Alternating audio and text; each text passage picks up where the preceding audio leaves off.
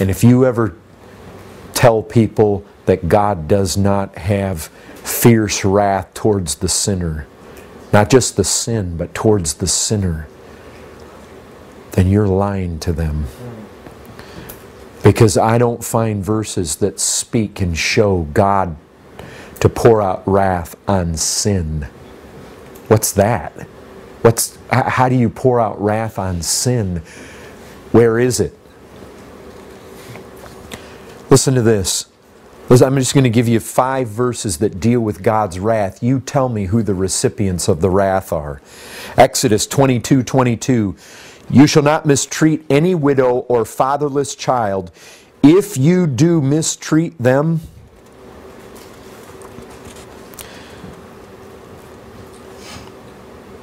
and they cry out to me, I will surely hear their cry, and my wrath will burn, and I will kill you with the sword. Leviticus 26:27. But in spite of this you will not listen to me, but walk contrary to me. Then I will walk contrary to you in fury. 2 Kings 22:13. For great is the wrath of the Lord that is kindled against us, because our fathers have not obeyed the words of this book and do according to all that is written concerning us.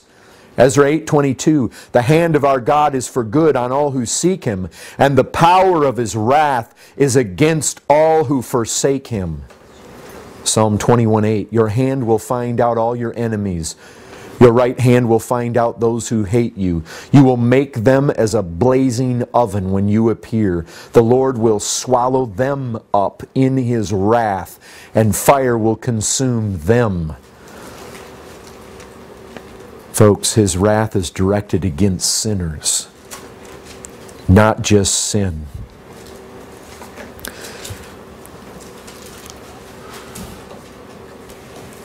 Let me tell you something else about His wrath. It's fearful. There's no other way to put it. It is infinitely dreadful. So often it's likened to fire. I find various times it's likened to drinking a cup, even the dregs of the cup, which I think is where we get the picture that Christ uses when He's in the garden.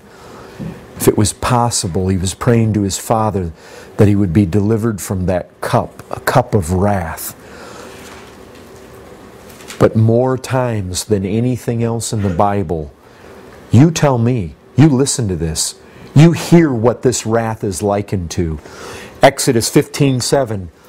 You send out your fury, it consumes them like stubble.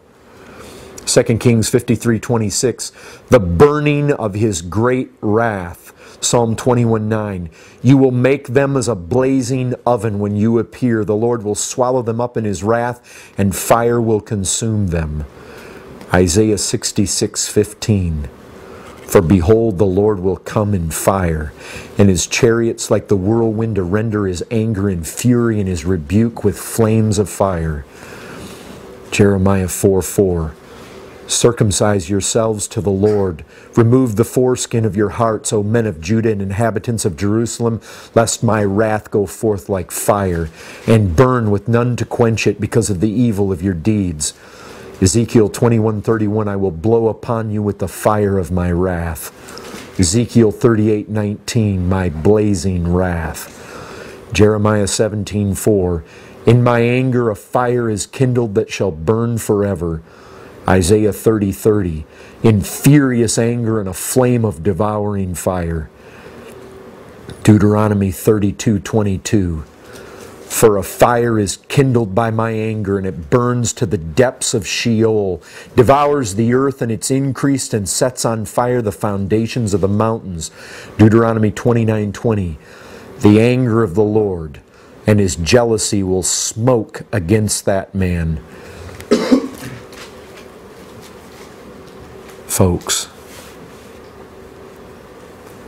This is one of the most fearful verses that I have ever read in the Bible. Ezekiel 22:20. As one gathers silver and bronze and iron and lead and tin into a furnace to blow the fire on it in order to melt it, so I will gather you in my anger and in my wrath, and I will put you in and melt you. I will gather you and blow on you with the fire of my wrath, and you shall be melted in the midst of it. You know what? Man wants to ignore it. He wants to forget it. He wants to suppress it. And man likes to think, oh, my sin isn't that bad. And God isn't that angry. And man somehow thinks, some way, somehow, well, even if hell's real, I'm going to be down there with all my friends. I will gather you and blow on you with the fire of my wrath, and you shall be melted in the midst of it. Man thinks he's going to stand up to it. But I tell you what, when God blows upon him with the wrath of his vengeance, with the fires, a smoke, a blaze, man will yield immediately. There will be no fight in him. He will succumb to that wrath. Folks, the wrath of God is fearful. And I'll tell you this, nothing but sin brings out this characteristic of God. Wrath is the way a holy God does respond and to the wickedness of men. But I'll tell you a third thing about this wrath. It's righteous. Listen to this. This is in Romans 2 verse 5. But because of your hard and impenitent heart, you are storing up wrath for yourself on the day of wrath, when God's righteous judgment will be revealed. You know what most men feel? They feel that the wrath of God, if it's as bad as the says it is, and the Bible says it's terrific, it's terrifying to the uttermost. If it's that bad, man looks at it and says, wait a second. If it's that bad, this is excessive. God's going overboard here. Man cannot conceive of God having such a massive reaction on God's part to our little sins. So they look at this can't be. This is overkill. I'll tell you what. The problem is not that God is excessive.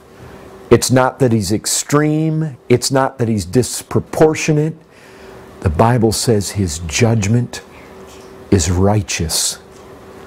Folks, the problem is we underestimate the degree of our crime, our guilt. Our guilt is on a level that we know not. The problem lies not in our assessment of His wrath. The problem lies in our assessment of the excessiveness of our sin. That's where it lies. God's wrath shouldn't make us think of an overreacting God. It should make us think of underestimating foolish men. God's wrath is reasonable if we understand our sin.